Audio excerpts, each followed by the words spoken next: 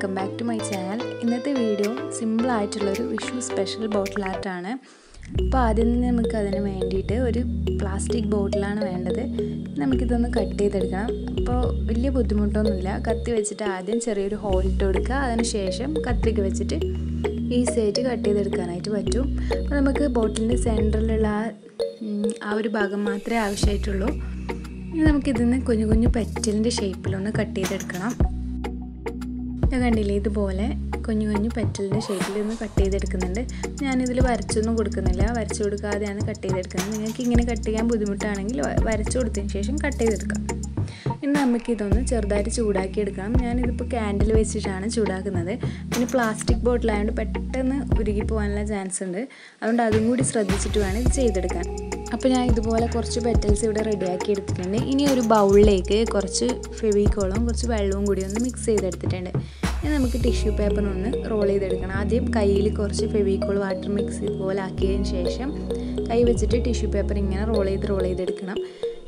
കണ്ടില്ലേ, ഇതുപോലെ ആക്കിയെടുക്കണം. ഇനി നമുക്കിത് ബോട്ടിലിൽ ഒട്ടിച്ചു കൊടുക്കണം. ബോട്ടിൽ ഞാൻ ആദ്യം ബ്ലാക്ക് കളർ പെയിൻ്റ് അടിച്ചിട്ട് നന്നായിട്ട് ഉണക്കിയെടുത്തിട്ടുള്ളതാണ്. ഇനി നമുക്കിതിൻ്റെ മുകളിലായിട്ട് ഫെവിക്കോൾ വെച്ചിട്ട് നമ്മൾ ഉണ്ടാക്കിയെടുത്ത ടിഷ്യൂ പേപ്പർ റോൾ ഒട്ടിച്ചു കൊടുക്കണം. അപ്പോൾ ഇതാണ് നമ്മൾ കൊന്നപ്പൂവിൻ്റെ സ്റ്റെമ്മായിട്ട് ഒട്ടിച്ചു കൊടുക്കാൻ പോകുന്നത്.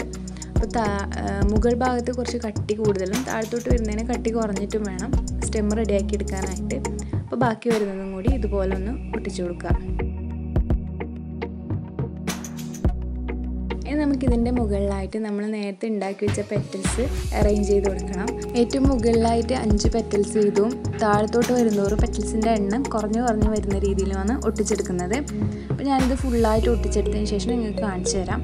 അപ്പോൾ ഞാനിവിടെ പെറ്റൽസ് ഒട്ടിച്ചെടുക്കാനായിട്ട് ഫെവി ബോണ്ടാണ് യൂസ് ചെയ്തിട്ടുള്ളത്. ഇത് പ്ലാസ്റ്റിക് ബോട്ടിലായതുകൊണ്ടാണ് ഫെവി ബോണ്ട് യൂസ് ചെയ്തത്. ഫെവിക്കോളിൽ ഒട്ടാൻ കുറച്ച് ടൈം എടുക്കുന്നത് കാരണമാണ്. അപ്പോൾ ഞാനിവിടെ പെറ്റൽസൊക്കെ ഒട്ടിച്ചെടുത്തിട്ടുണ്ട്. ഇനി നമുക്ക് തെർമോക്കോളിൻ്റെ ബോൾസാണ് വേണ്ടത്. അത് ഇതുപോലെ രണ്ടായിട്ട് ഇങ്ങനെ കട്ട് ചെയ്തെടുത്തതിന് ശേഷം സ്റ്റെമ്മിൻ്റെ ഏറ്റവും താഴെയായിട്ട് മുട്ട് പോലെ തോന്നാൻ വേണ്ടിയിട്ട് ഒന്ന് ഒട്ടിച്ചു കൊടുക്കുന്നുണ്ട്.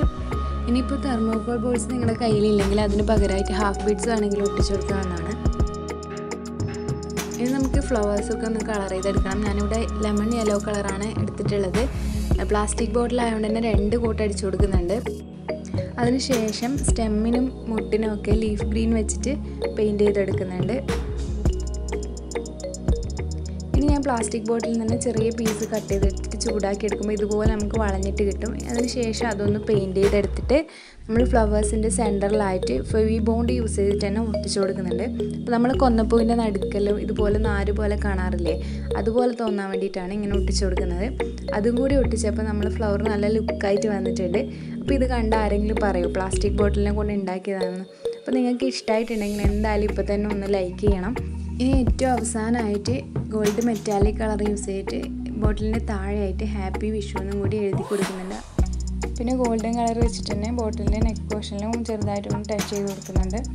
അപ്പോൾ ഇത്രയേ ഉള്ളൂ നമ്മുടെ സിമ്പിളായിട്ടുള്ള വിഷു സ്പെഷ്യൽ ബോട്ടിൽ ആർട്ട് ഇവിടെ റെഡി ആയിട്ടുണ്ട്. അപ്പോൾ എല്ലാവർക്കും വീഡിയോ ഇഷ്ടമായെന്ന് വിചാരിക്കുന്നു. ഇഷ്ടമായിട്ടുണ്ടെങ്കിൽ എന്തായാലും ലൈക്ക് ചെയ്യുക. അതുപോലെ ചാനൽ സബ്സ്ക്രൈബ് ചെയ്യാതെ വീഡിയോ കണ്ടവരുണ്ടെങ്കിൽ എന്തായാലും ഒന്ന് സബ്സ്ക്രൈബും കൂടി ചെയ്യുക. അപ്പോൾ ഇത്രയേ ഉള്ളൂ. വീണ്ടും അടുത്തൊരു വീഡിയോ ആയിട്ട് കാണാം.